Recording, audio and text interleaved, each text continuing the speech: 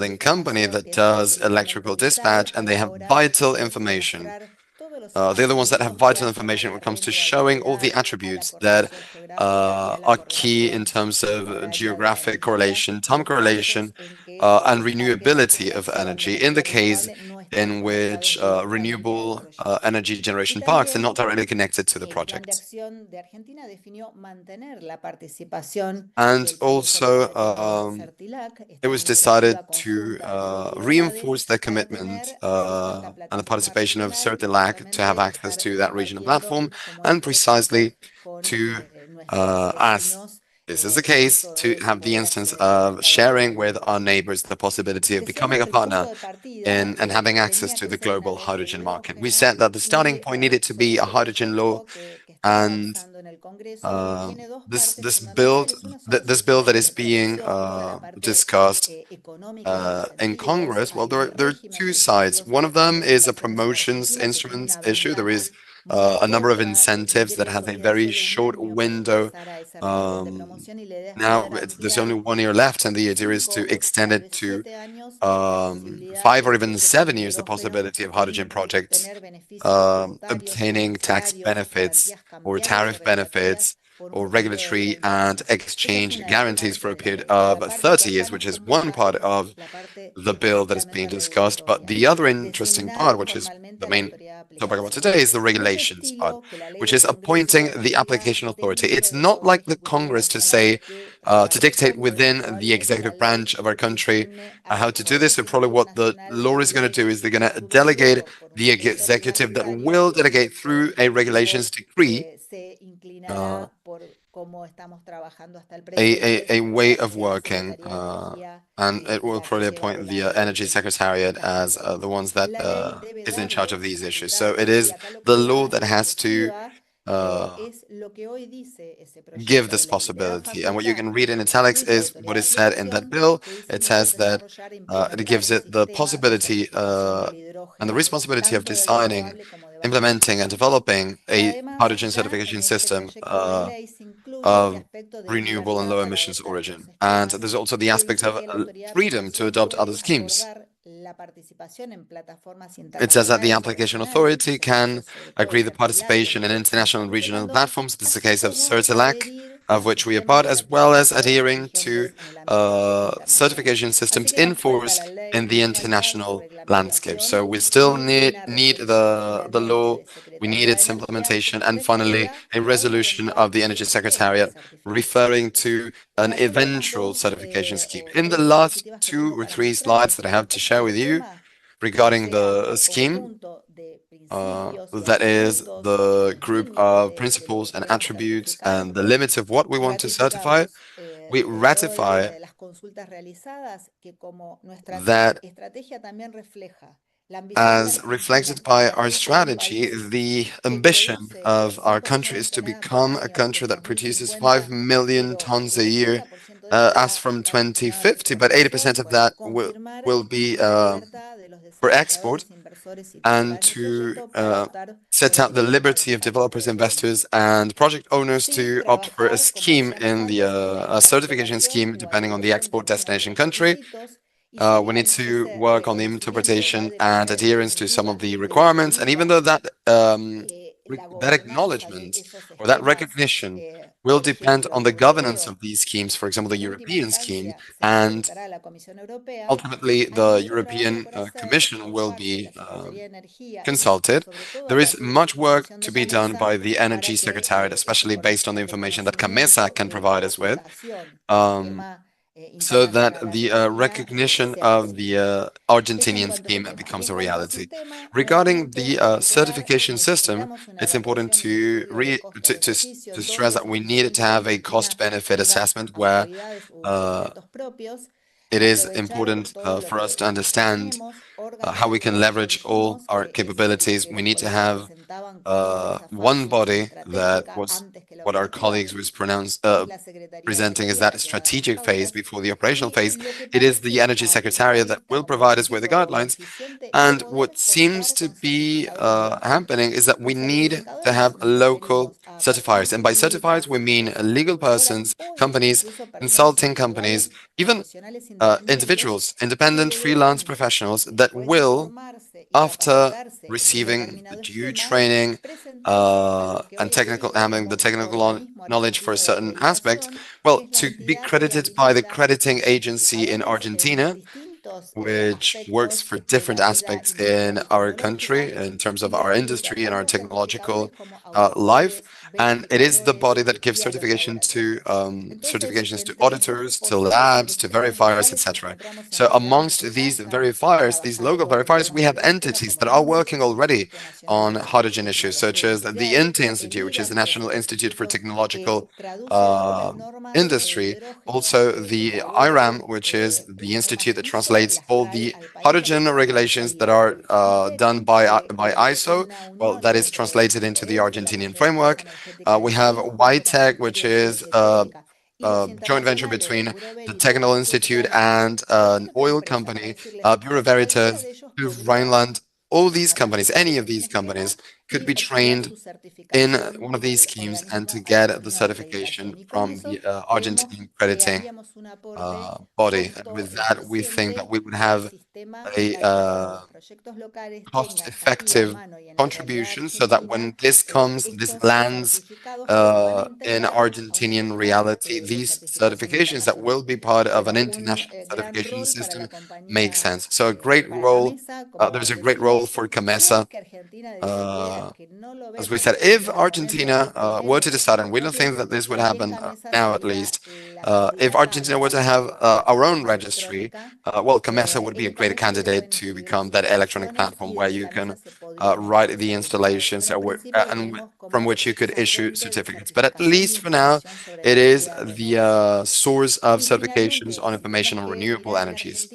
And if we need to think of, in Argentina, we need to think of a place where to negotiate these possible certificates, that would be BIMA, which is Argentinian Stocks and Markets, which has a section that is for energy transition products. So all those certificates that come from either nature-based solutions or carbon certificates, well, they manage that.